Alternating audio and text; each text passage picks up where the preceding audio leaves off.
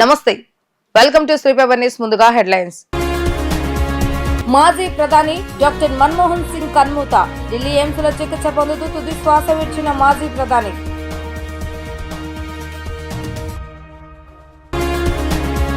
వంగవీటి మోహనరంగ కాంస్య విగ్రహాన్ని ఆవిష్కరించిన రంగా తనయుడు వంగవీటి రాధా. లక్షలాది మంది ప్రజల గుండెలో సుస్థిర స్థానం సంపాదించుకోవడం ఒక రంగాకే సాధ్యమని వ్యాఖ్య. ప్రజా దర్బార్ వినతులను జగన్ ఎలా పరిష్కరిస్తారని ప్రశ్నించిన ఎమ్మెల్యే యార్లగడ్డ వెంకట్రావు. జగన్ శాసనసభను అవమానపరుస్తున్నారని మండిపాటు. మాజీ ప్రధాని మన్మోహన్ సింగ్ కన్మూశారు. అస్వస్థతో గురువారం సాయంత్రం ఢిల్లీ ఎయిమ్స్ లో చేరిన ఆయనకు అత్యవసర విభాగంలో చికిత్సను అందజేశారు. అయితే ఆరోగ్య పరిస్థితి విషమించి తుది శ్వాస విడిచారు. ఈ మేరకు ఎయిమ్స్ ఒక ప్రకటనలో విడుదల చేసింది. మన్మోహన్ సింగ్ మృతి పట్ల పలువురు ప్రముఖులు సంతాపం తెలిపారు. మన్మోహన్ సింగ్ మృతి పట్ల ముఖ్యమంత్రి చంద్రబాబు నాయుడు, డిప్యూటీ సీఎం పవన్ కళ్యాణ్, మంత్రులు, ఏపీపీసీ అధ్యక్షురాలు వైఎస్ షర్మిల సంతాపం ప్రకటించారు. మన్మోహన్ సింగ్ మరణం నేపథ్యంలో దేశవ్యాప్తంగా 7 రోజుల పాటు సంతాప దినాలు నిర్వహించాలని కేంద్ర ప్రభుత్వం నిర్ణయించింది. ఉదయం 11 గంటలకు కేంద్ర మంత్రివర్గ మండలి భేటీ అయింది. ఈ సమావేశంలో మన్మోహన్ సింగ్ మృతికి సంతాపం తెలిపింది. శనివారం ప్రభుత్వ లాంఛనాలతో మన్మోహన్ అంత్యక్రియలు జరగనున్నాయి. వంగవీటి మోహనరంగ నేడు భౌతికంగా లేకపోయినప్పటికీ 36 సంవత్సరాలు గడిచినప్పటికీ ప్రజలు ఆయన మర్చిపోలేదని మాజీ శాసనసభ్యులు వంగవీటి రాధాకృష్ణ అన్నారు. వంగవీటి మోహనరంగ ఎన్ని సంవత్సరాలు శాసనసభ్యుడిగా ఉన్నాడు అనే విషయాన్ని పక్కన పెడితే లక్షలాది మంది ప్రజల గుండెలో సుస్థిర స్థానం సంపాదించుకోవటం ఒక రంగాకు మాత్రమే సాధ్యమని అన్నారు. యనమలకుదురు కొండ కింద సెంటర్లో డిపి మనీ ఆధ్వర్యంలో వంగవీటి మోహనరంగ కాంస్య విగ్రహం ఆవిష్కరణ కార్యక్రమం ఘనంగా జరిగింది. ఈ కార్యక్రమానికి వంగవీటి రాధాకృష్ణ విచ్చేసి రంగ కాంస్య విగ్రహాన్ని ఆవిష్కరించారు. ఈ సందర్భంగా ఆయన మాట్లాడుతూ ఎమ్మెల్యేగా ఎన్ని సంవత్సరాలు పనిచేశామన్న విషయం పక్కన పెడితే ప్రజల గుండెల్లో దశాబ్దాల తరబడి సుస్థిర స్థానం సంపాదించుకోవటం ఒక మోహన రంగాకే సాధ్యమైందని అన్నారు. రంగ ఆశయాల కోసం అందరూ ఐక్యమత్యంతో ముందుకు సాగాలని ఆయన పిలుపునిచ్చారు. అనంతరం పెనమలూరు నియోజకవర్గం శాసనసభ్యుడు బోడే ప్రసాద్ మాట్లాడుతూ పేద బడుగు బలహీన వర్గాల ప్రజలకు రంగ అండగా ఉన్నారన్నారు. వారికి కష్టం వస్తే వారి కష్టం తీర్చడానికి రంగ ముందుండేవారని అన్నారు. ప్రజలకు భరోసా ఇచ్చిన వాడే ప్రజానాయకుడు అని అన్నారు. అనంతరం టీడీపీ నేత బొప్పన భవకుమార్ మాట్లాడుతూ పేద ప్రజల ఆశాజ్యోతి రంగ అని అన్నారు. పేదలకు కష్టం వస్తే ఆ కష్టాన్ని తొలగించే ఏకైక నాయకుడు రంగ మాత్రమేని ఆయన కొనియాడారు. పేద ప్రజలు అని చెప్పంటే తప్పకుండా అండగా నిలవాలని చెప్పని ఆ రోజు ఒక సంకల్పంతో ఆయన శాసనసభల కింద ఉంది. 80 నుంచి 80 దాకానే ఎంతకాలం శాసనసభ కింద ఉన్నామని చెప్పని కాదు, ఎన్ని తరాలని ప్రభావితం చేశారు.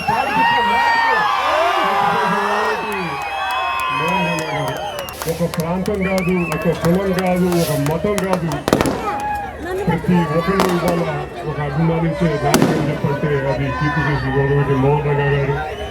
మీరు చూపించే అభిమానం తప్పకుండా భవిష్యత్తులో కూడా ఇలాగే ఉండాలని చెప్పని విగ్రహం ఏర్పాటు చేశాం, అభిమానం చాటి చెప్పేశాం అని చెప్పని కాదు, ఆయన ఆశయ సాధన కోసం కలిసికట్టుగా నడవాలని చెప్పని కూడా మిమ్మల్ని అందరినీ కోరుకుంటూ 50 రోజుల్లో కూడా ఇదే ఐకమత్యంతో కలిసి ఉంటారని చెప్పని మిమ్మల్ని అందరినీ కోరుకుంటూ నాకు ఈ అవకాశం ఇచ్చిన పెద్దలకి, రంగా గారి అభిమానులందరికీ పేరు పేరున ధన్యవాదాలు తెలియజేస్తూ సెలవు తీసుకుంటున్నాను.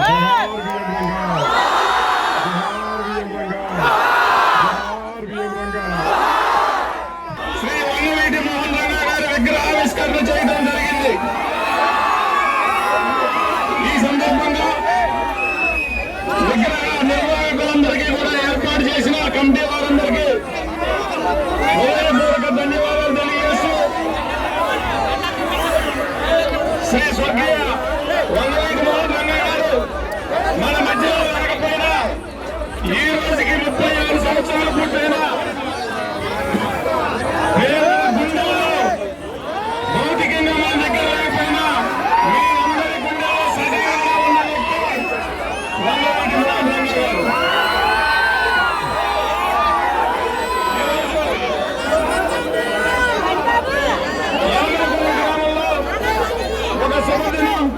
ఎన్నో ఉన్నత పదవులు అధిరోహించాలని కోరుకుంటూ ప్రతి ఒక్కరికి యలంగిరి గ్రామ ప్రజలు అందరికీ ధన్యవాదాలు తెలియజేస్తాను. అసెంబ్లీకి డుమ్మా కొడుతున్న జగన్ రెడ్డి ప్రజా దర్బార్ పేరిట స్వీకరించిన వినతులను ఎలా పరిష్కరిస్తారని ప్రభుత్వ విప్ ఎమ్మెల్యే యార్లగడ్డ వెంకట్రావు ప్రశ్నించారు. ప్రభుత్వంతో సంబంధం లేకుండా జగన్ సొంత నిధులతో ఏమైనా సమస్యలు తీరుస్తారా అని ప్రశ్నించారు. అసెంబ్లీకి రాకుండానే మైక్ సరిగా ఎవరంటూ అడ్డగోలుగా మాట్లాడటం హాస్యాస్పదమని ఆయన అన్నారు. విజయవాడలో వంగవీటి మోహన రంగ వర్ధంతి కార్యక్రమంలో ఎమ్మెల్యే యార్లగడ్డ వెంకట్రావు పాల్గొన్నారు. ఈ సందర్భంగా ఆయన మాట్లాడుతూ 11 మందికి ఓటేసి గెలిపించిన ప్రజలపై కూడా జగన్ దాడి చేస్తున్నాడని మండిపడ్డారు. అసెంబ్లీని చూడకుండానే 5 ఏళ్లు గడిచిపోతాయేమో అని ఆ 11 మంది వైఎస్ఆర్సీపీ ఎమ్మెల్యేలు మొదలుపడుతున్నారని ఎద్దేవా చేయడం జరిగింది. ప్రజాస్వామ్యాన్ని అపహాస్యం చేసి శాసనసభను అవమానపరచడం రాష్ట్ర చరిత్రలో ఎప్పుడూ లేదని అన్నారు. ప్రజలు ప్రతిపక్ష హోదా ఇవ్వకపోతే దానికి మేమేం చేయగలం అని ప్రశ్నించారు. జగన్ శాసనసభనే అవమానిస్తున్నాడని ప్రజలంతా చర్చించుకుంటున్నారని అన్నారు. ఏ హోదా ఉందని వైఎస్ఆర్సీపీ ఎంపీలు లోక్సభకు రాజ్యసభకు వెళ్తున్నారో చెప్పాలని వారి సందర్భంగా మండిపడ్డారు. ప్రజా సమస్యల పరిష్కారానికి అసలు వేదికైన అసెంబ్లీని వైఎస్ఆర్సీపీ ఎమ్మెల్యేలు వినియోగించుకోవడం లేదని విమర్శించారు. స్వర్గీయ వంగవీటి మోహన్ రంగ గారు 1985లో శాసనసభ్యుడిగా విజయవాడ తూర్పు నుంచి పోటీ చేసి గెలుపొంది పదవీ కాలం పూర్తిగా పనిచేయకుండానే చనిపోయిన పరిస్థితి. అయినా కూడా ఆయన చనిపోయి 36 సంవత్సరాలు అయినా భారతదేశంలో ఉన్న 29 రాష్ట్రాల్లో ఏ నాయకుడికి దక్కని గౌరవం వంగవీటి మోహన్ రంగ దక్కిన దాంట్లో ఏమాత్రం సందేహం లేదు. ఒక శాసనసభ్యుడిగా పూర్తికాలం పనిచేయని వ్యక్తికి ఇంకా జయంతులు వర్ధంతులు చేస్తున్నారంటే అది పేద ప్రజల పట్ల ఆయన బతికిన బతుకు నిదర్శనంగా నేను భావిస్తున్నా. ప్రజల కోసం ఉద్యమాలు చేసిన నాయకుడు కాబట్టి ప్రజలు ఇంకా గుండెల్లో పెట్టుకుని ఆదరిస్తున్నారు. ఇవాళకి ఆయన జయంతిని కానీ వర్ధంతిని కానీ రాష్ట్ర వ్యాప్తంగా చేసే పరిస్థితి. అలాగే ఈ కార్యక్రమం ఏర్పాటు చేసిన జనసేన పార్టీ నాయకులకి రామకృష్ణ గారికి మరోసారి హృదయపూర్వక ధన్యవాదాలు తెలియజేస్తున్నాను.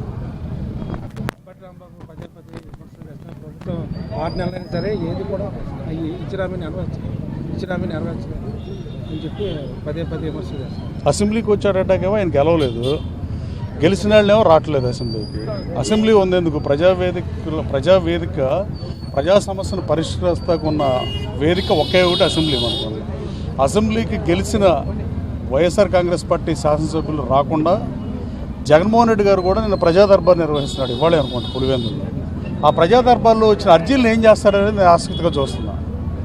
అంటే సొంత నిధులతో పులివెందుల్లో ఉన్న రోడ్లు డెవలప్మెంట్, కమ్యూనిటీ హాల్స్ కానీ ప్రజా సమస్య అన్నింటినీ పరిష్కరిస్తారా, లేదా రాష్ట్ర ప్రభుత్వం ద్వారా పని చేపిద్దాం అనుకుంటే అసెంబ్లీకి అటు పంపుతారు. ఆయన అసెంబ్లీకి రావట్లా, మైక్ ఇవ్వట్లేదని అసత్య ఆరోపణలు చేయడం. అసలు రాకుండా ప్రమాణ స్వీకారం అనేది మైక్ ఇచ్చారు, ప్రమాణ స్వీకారం చేశారు, బయటికి వెళ్ళిపోయారు. మళ్ళీ వాళ్ళు రాకుండా మైక్ ఇస్తారో ఎవరో అంటే ఫోబియా టైప్లో వస్తే మైక్ ఎవరో వాళ్ళకి వాళ్ళే ఊహించుకుని మానేయటం బాధాకరం. ప్రజాస్వామ్యంలో ప్రజాస్వామ్యం మీద దాడి ఇది. అలాగే ఓటేసిన ప్రజల మీద దాడి, అలాగే ప్రజాస్వామ్యాన్ని అపహరించడం, శాసనసభను అవమానించడం ఆంధ్రప్రదేశ్ రాష్ట్ర రాజకీయాల్లో ఎప్పుడైనా ఉందా ఇలాంటిది?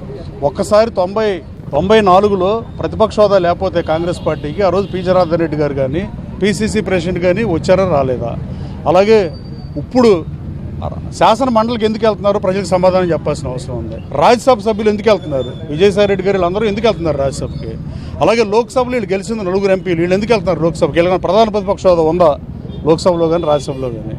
ఇవన్నీ దుర్మార్గంగా భావిస్తున్నా ప్రజలు అన్ని గమనిస్తారు. చంద్రబాబు నాయుడు గారు ప్రతిపక్ష హోదా తీసేస్తానని చెప్పి ఆ రోజున అన్ని రకాల ప్రయత్నాలు సర్వశక్తులు ఒడ్డి 4 తెలుగుదేశం పార్టీ శాసనసభ్యుల్ని ఒక జనసేనకు ఒకే ఒక శాసనసభ్యుడు ఆ రోజు గెలిచి ఉంటే అతన్ని లాక్కున్నప్పుడు ఈ నీతి సూత్రాలు గుర్తులేదు వాళ్ళకి. ఆ 5 శాసనసభ్యులు లాక్కున్నప్పుడు 4 పోతే చంద్రబాబు నాయుడు గారు ప్రతిపక్ష హోదా పోగా రాష్ట్ర ప్రజలు 151 సీట్లు ఇచ్చి ఆ రోజు అధికారం ఇచ్చారు. పార్టీ పెట్టిన ఫస్ట్ ఎన్నికల్లో 67 శాసనసభ టికెట్లు ఇచ్చి ప్రతిపక్ష హోదా ఇస్తే ఆ రోజు అసెంబ్లీకి వచ్చి మధ్యలో మానేసిన పరిస్థితి. కానీ తర్వాత 151 మంది ఎమ్మెల్యేలు గెలిచిన తర్వాత సభానాయకుడిగా సభను నడిపావు. అంటే శాసనసభ మీద నీకు గౌరవం ఉందా లేదా అని మాజీ ముఖ్యమంత్రి గారిని అడుగుతున్నా. అసలు శాసనసభకు రానప్పుడు తన పార్టీ నుంచి గెలిచిన కొత్తగా ఎన్నికైన ఎమ్మెల్యేలు కూడా తీవ్ర మదనపడే పరిస్థితి. అసలు మనం అసెంబ్లీకి వెళ్తామా, అసెంబ్లీ చూడకుండానే 5 ఏళ్ళ పదవి కాలం అయిపోతుందని ముందు వాళ్ళ మనోభావాలు తెలుసుకోవాల్సిందిగా కోరుతున్నా. పనికి మాలిన వెధవులకు మంత్రులు ఇచ్చి, బూతులు తిట్టేవాళ్ళకి మంత్రులు ఇచ్చి ప్రజల్ని తిరస్కరిస్తే దానికి ప్రజలు నిందిస్తావా అని అడుగుతున్నాను నేను. దేశవ్యాప్తంగా 2026-27 వరకు ప్రధానమంత్రి సూర్యఘర్ అమలు చేస్తున్నామని ప్రధాని నరేంద్ర మోడీ అన్నారు. మఫ్త్ బిజిలీ యోజనను ప్రజలు పెద్ద ఎత్తున వినియోగించుకునేలా చూడాలని వివిధ రాష్ట్రాల ప్రభుత్వ ప్రధాన కార్యదర్శులను ఆయన ఆదేశించారు. ఢిల్లీ నుండి దేశవ్యాప్తంగా వివిధ ప్రధాన నగరాల్లో మెట్రో రైల్ ప్రాజెక్టులు, జాతీయ రహదారుల నిర్మాణం, మినరల్ బ్లాక్ల వేలం, ప్రధానమంత్రి సూర్యఘర్ ముఫ్త్ బిజిలీ యోజన అమలుకు సంబంధించి ప్రగతి అంశాలపై ప్రభుత్వ ప్రధాన కార్యదర్శులతో ప్రధాని నరేంద్ర మోడీ వీడియో సమావేశం నిర్వహించారు. ఈ సందర్భంగా ప్రధానమంత్రి నరేంద్ర మోడీ మాట్లాడుతూ సోలార్ రూఫ్ టాప్ సామర్థ్యంలో వాటాను పెంచడానికి మరియు నివాస గృహాలు వారి స్వంత విద్యుత్తును ఉత్పత్తి చేసి సాధికారత కల్పించడానికి 29 ఫిబ్రవరి 2024న ప్రధానమంత్రి సూర్యఘర్ ముఫ్త్ బిజిలీ యోజనను భారత ప్రభుత్వం ఆమోదించిందని పేర్కొన్నారు. దేశవ్యాప్తంగా ఈ పథకాన్ని 75,021 కోట్లతో 2026-27 ఆర్థిక సంవత్సరం వరకు అమలు చేయడం జరుగుతుందని పేర్కొన్నారు. ఈ పథకాన్ని జాతీయ స్థాయిలో national programme implementation agency NPAI మరియు రాష్ట్ర స్థాయిలో స్టేట్ ఇంప్లిమెంటేషన్ ఏజెన్సీలు SIAలు అమలు చేస్తాయని తెలిపారు. డిస్ట్రిబ్యూషన్ యూటిలిటీ రాష్ట్రం UT స్థాయిలో స్టేట్ ఇంప్లిమెంటేషన్ ఏజెన్సీలు SIAగా ఉంటాయని పేర్కొన్నారు. ఈ పథకం కింద డిస్కంలు తమ సంబంధిత ప్రాంతాల్లో రూఫ్ టాప్ సోలార్ను ప్రోత్సహించడానికి చర్యలు తీసుకోవాలని చెప్పారు. ముఖ్యంగా నెట్ మీటర్ల లభ్యత, సకాలంలో ఇన్స్టాలేషన్లను తనిఖీ చేయడం మరియు ప్రారంభించడం, వెండర్ రిజిస్ట్రేషన్ మరియు మేనేజ్మెంట్, సోలారిజింగ్ కోసం ఇంటర్ డిప్లొమెంట్ కన్వర్జేషన్ వంటి అనేక సులభతరమైన అంశాలపై సకాలంలో చర్యలు తీసుకోవాలని ఆదేశించారు. ఈ పథకంపై ప్రజలు అవగాహన కల్పించి పెద్ద ఎత్తున ఈ పథకాన్ని సద్వినియోగం చేసుకునేలా చూడాలని ఆయన ఆదేశించడం జరిగింది. దొంగతనాల కేసులో అంతర్జిల్లా పాత నేరస్తుడిని అరెస్టు చేసి అతని వద్ద నుండి 26 లక్షల రూపాయల విలువైన ఆభరణాలను, కొంత మొత్తం నగదును స్వాధీనం చేసుకున్నట్లుగా నగర సిపి రాజశేఖర్ బాబు తెలియజేశారు. పడమట్లో ఒక ఇంట్లో జరిగిన దొంగతనం కేసులో CCS పోలీసులు క్షుణ్ణంగా దర్యాప్తు చేసి నిందితుడిని అదుపులోకి తీసుకున్నట్లుగా ఆయన తెలిపారు. అంతర్జిల్లా పాత నేరస్తుని అదుపులోకి తీసుకుని అతని వద్ద నుండి 26 లక్షల రూపాయలు విలువ చేసే బంగారు ఆభరణాలు, కొంత నగదును స్వాధీనం చేసుకున్నట్లుగా నగర పోలీస్ కమిషనర్ ఎస్వి రాజశేఖర్ బాబు తెలిపారు. పోలీస్ కమాండ్ కంట్రోల్ రూమ్ లో విలేకరుల సమావేశం జరిగింది. ఈ సమావేశంలో ఆయన మాట్లాడుతూ పడమట్లో ఒక ఇంట్లో జరిగిన దొంగతనం కేసు CCS పోలీసులు క్షుణ్ణంగా దర్యాప్తు చేయగా పాత నేరస్తుడు చేసినట్లుగా తెలిసిందన్నారు. DCP crimes Tirumalesh Reddy, crime ADCP M Rajarao ఈ కేసును ఛేదించినట్లుగా తెలిపారు. ఈ కేసులో నిందితుడు మోహన్ పై వివిధ జిల్లాల్లో పోలీస్ స్టేషన్లో 40కు పైగా కేసులు ఉన్నట్లుగా ఆయన తెలిపారు. కంచర్ల మోహన్ అలియాస్ రాజు అనే ఒక అంతర్రాష్ట్ర నేరస్తుడిని ఈరోజు పట్టుకోవడం జరిగింది. ఇతను దాదాపు 40 అఫెన్సెస్లో అంతకుముందు 40 అఫెన్సెస్ చేస్తున్నాడు. ముఖ్యంగా ఇతను హౌస్ బ్రేకింగ్ బై నైట్, అంటే రాత్రిపూట ఇంటి తాళాలు పగలగొట్టి ఇతను అఫెన్సెస్ చేస్తుంటాడు. ఆల్రెడీ ఇతని మీద 40 అఫెన్సెస్ ఉన్నాయి. ఇతను ఈ మధ్యన ఇంకొక 6 అఫెన్సెస్లో తస్కరించిన బంగారు ఆభరణాలు 349 గ్రాములు, అదేవిధంగా 1 లక్ష రూపాయల నగదుని అతని నుంచి స్వాధీనం చేసుకోవడం జరిగింది. ఇతను మనకు అక్టోబర్ 10వ తారీఖున విజయవాడ ప్రసాదంపాడు రవీంద్రబాద్ స్కూల్ ఎదురుగా MS అపార్ట్మెంట్కి చెందిన ఫిర్యాది తన ఇంట్లో దొంగతనం జరిగిందని ఇచ్చిన సమాచారం మేరకు మనకు అప్పుడు పట్టమటి పోలీసు వాళ్ళు కేసు రిజిస్టర్ చేశారు. అతను రాత్రి 9:30 నుంచి ఉదయం 7:30 లోపల ఇతను కిటికీలో నుంచి మెయిన్ డోర్ యొక్క బోల్ట్ తీసి మెయిన్ డోర్స్ ఓపెన్ చేసి ఇంట్లోకి ప్రవేశించి బెడ్రూమ్లో కబోర్డ్లో ఉన్న 2 బంగారు నాంతాడులు, అదేవిధంగా చెవిదిద్దులు, 2,20,000 రూపాయలు దొంగతనం చేశారు. దీని మీద కేసు నమోదు చేసి ఈ కేసుని సెంట్రల్ క్రైమ్ పోలీస్ వారికి బదిలీ చేయడం జరిగింది. ఎందుకంటే ఇది గ్రేవ్ క్రైమ్ కాబట్టి CCS వారు ఈ క్రైమ్ ఏదైతే ఉందో పట్టమటి పోలీస్ స్టేషన్లో జరిగిన నేరాన్ని వారు దర్యాప్తు చేస్తూ ముఖ్యంగా DCP క్రైమ్ తిరుమలేష్ రెడ్డి, అదేవిధంగా అడిషనల్ DCP రాజారావు పర్యవేక్షణలో క్రైమ్ ACPs వెంకటేశ్వర్లు, అదేవిధంగా లక్ష్మీనారాయణ వాళ్ళ సిబ్బందితో ప్రత్యేక బృందాలుగా ఏర్పడి ఈరోజు ఒక మంచి నేరస్తుని పట్టుకోవడం జరిగింది.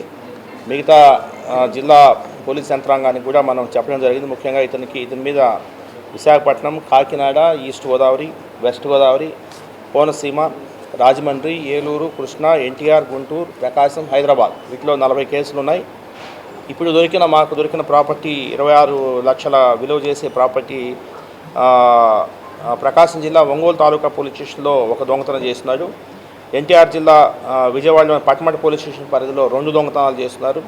అదేవిధంగా చిలకలూరుపేట పోలీస్ స్టేషన్ పరిధిలో ఒక దొంగతనం, కోనసీమ అమలాపురంలో ఒక దొంగతనం, ప్రకాశం జిల్లా దోర్నాల్ పోలీస్ స్టేషన్ పరిధిలో ఒక దొంగతనం, అదేవిధంగా బాపట్ల జిల్లా అద్దంకి పోలీస్ స్టేషన్ పరిధిలో ఒక దొంగతనం చేసి ఉన్న క్రైమ్స్లో పట్టుబడిన బంగారాన్ని ఈరోజు మీకు స్వాధీనం పరచడం జరిగింది. మాజీ సీఎం జగన్ తన 5 ఏళ్ల పాలనలో రాష్ట్రంపై మోపిన విద్యుత్ భారో 1.30 లక్షల కోట్లని టీడీపీ పాలిట్ బ్యూరో సభ్యులు వర్లరామయ్య పేర్కొన్నారు.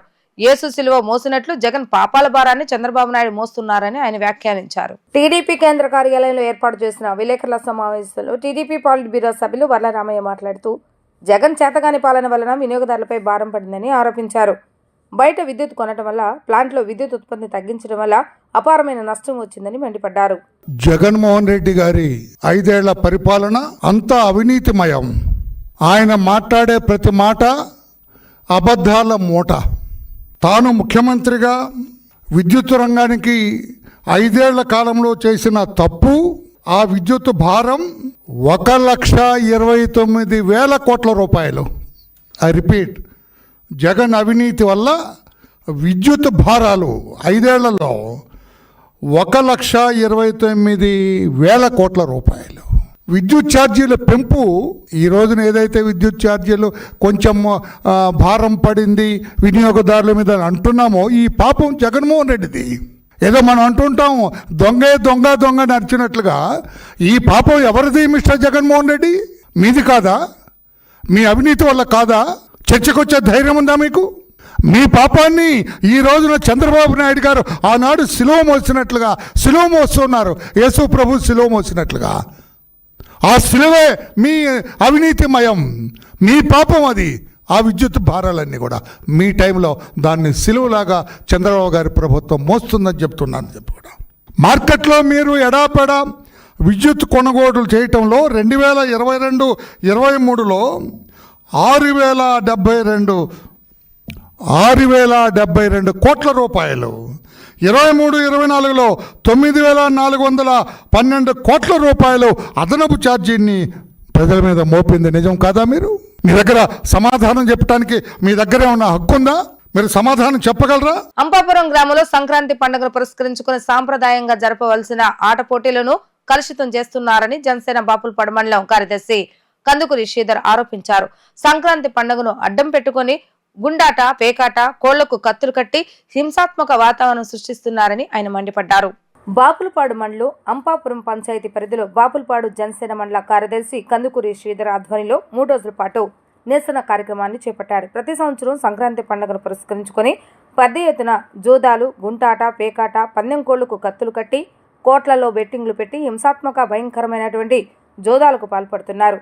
జోదాలలో పాల్గొనడానికి ఇతర రాష్ట్రాల నుంచి కూడా వేల సంఖ్యలో, లక్షల సంఖ్యలో జోదగాళ్లు, నేర చరిత్ర గల వాళ్ళు వచ్చి మా పల్లెటూర్ల వాతావరణాన్ని కలుషితం చేస్తున్నారని అంపాపురం గ్రామస్తులు స్థానిక అంపాపురం సెంటర్లో 26, 27, 28 తారీఖుల్లో రోడ్డుపై బైఠాయించి నిరసన వ్యక్తం చేస్తున్నారు. ఈ సందర్భంగా జనసేన బాపులపాడు మండలం కార్యదర్శి కందుకూరి శ్రీధర్ మాట్లాడుతూ గన్నవరంలో కొన్ని కోట్లలో బెట్టింగ్లు జరుగుతున్నాయని ఆరోపించారు. అంపాపురం గ్రామంలో జరుగుతున్న ఈ హింసాత్మకతకు ఇతర రాష్ట్రాల నుంచి కూడా లక్షల్లో పందెపు రైళ్లు, నేర చరిత్ర గలవారు పాల్గొంటున్నారని ఆరోపించారు. అంపాపురం గ్రామం జాతీయ రహదారి వెంబడి ఉండటం వలన జోదాలకు వెళ్లే వాళ్ళు కార్లు, బైకులు జాతీయ రహదారిపై భారీగా నిలుపుదల చేయడం వలన 10 కిలోమీటర్ల పైగా ట్రాఫిక్ అంతరాయం కలుగుతుందని తెలిపారు. సామాన్య ప్రజలకు ఎటువంటి ఇబ్బంది కలగకుండా చర్యలు తీసుకోవాలని డిమాండ్ చేశారు. చుట్టూ ఉన్న పంట పొలాల్లో మద్యం సేవించి మద్యం బాటిల్ పగలగొట్టి పొలాల్లోకి విసిరేస్తున్నారు. దీనివల్ల రైతులు తీవ్ర ఇబ్బందులకు గురవుతున్నారని మండిపడ్డారు. మరి ప్రతి సంవత్సరం కూడా ఆదిత్య వెంచర్ హౌసింగ్ ఫ్లాట్స్ అంపాపురంలో గత కొన్ని సంవత్సరాల నుండి సంక్రాంతి సంబరాల ముసుగులో జరుగుతున్న జోత శిబిరాలు, అనేక రకాలైన జోత శిబిరాలు అనేక రకాలుగా జరుగుతుంది. ఈ జోత శిబిరాల వల్ల మా గ్రామంలో అనేక మంది చాలా ఇబ్బందులు పాలవుతున్నారు. ఎక్కడి నుంచో వేరే ఇతర జిల్లాల నుంచి సంక్రాంతి సందర్భంగా 5 రోజుల పాటు ఒక రోజుకి 50,000 మంది నుంచి 60,000 మంది వరకు జనాభా వచ్చి మా అంపాపురం మీద పడిపోతున్నారు. వారిలో ఎవరు జోదం ఆడటానికి వచ్చిన వాళ్ళు ఇక్కడే ఉండి ఆ జోత శిబిరాల్లో వారి యొక్క మద్యం సేవించి ఆ మద్యం సేవించినటువంటి బాటిల్స్ని ఆ పొలాల్లో పడేయటం వల్ల అవి పగలగొట్టడం వల్ల ఆ రైతులకు ఇబ్బంది, ఆ గేదెల మేతకి ఇబ్బంది, ఆ గేదెలు మేసేటప్పుడు ఆ గాజు పెంకులు అవి గుచ్చుకొని వాటికి చాలా ఇబ్బంది కలుగుతుంది. అట్లాగే నేషనల్ హైవే 16 పక్కన ఈ జోత శిబిరాలు నిర్వహించడం వల్ల నేషనల్ హైవే మీద కనీసం సుమారు 5-6 కిలోమీటర్ల పాటు ట్రాఫిక్ జామ్ అయిపోయి అనేక రకాలైన ప్రమాదాలు జరుగుతున్నాయి. అంబులెన్స్ సర్వీసులకు కూడా ఆటంకం జరుగుతుంది.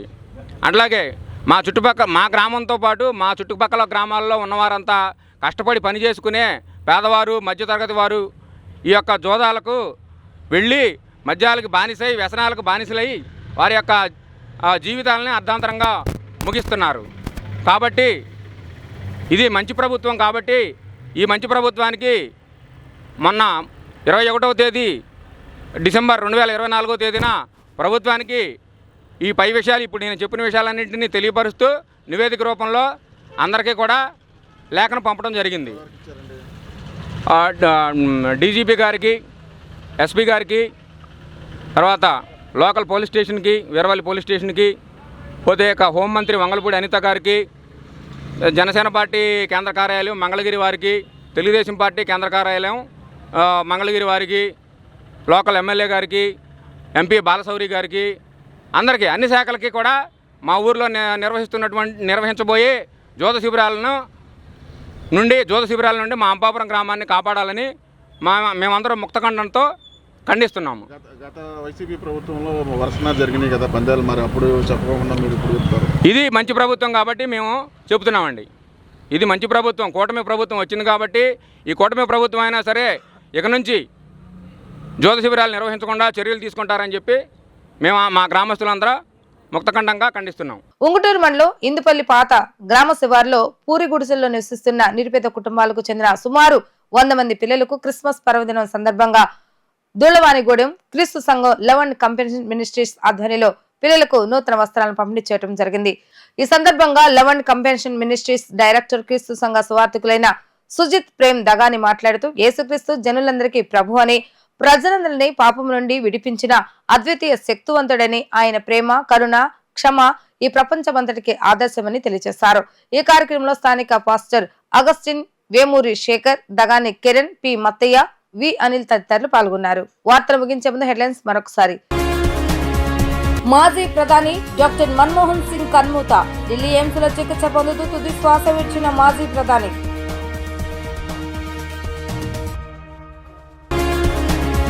వంగవీటి మోహన రంగ కాంస్య విగ్రహాన్ని ఆవిష్కరించిన రంగా తనయుడు వంగవీటి రాధా. లక్షలాది మంది ప్రజల గుండెలో సుస్థిర స్థానం సంపాదించుకోవడం ఒక రంగాకే సాధ్యమని వ్యాఖ్య. ప్రజా దర్బార్ వినతులను జగన్ ఎలా పరిష్కరిస్తారని ప్రశ్నించిన ఎమ్మెల్యే యార్లగడ్డ వెంకట్రావు. జగన్ శాసనసభను అవమానపరుస్తున్నారని మండిపాటు. ఇవి ఈ రోజు వార్తా విశేషాలు. మరలా తిరిగి ప్రసారమైన వార్తలు మళ్ళీ కలుద్దాం. అంతవరకు సెలవు. నమస్కారం.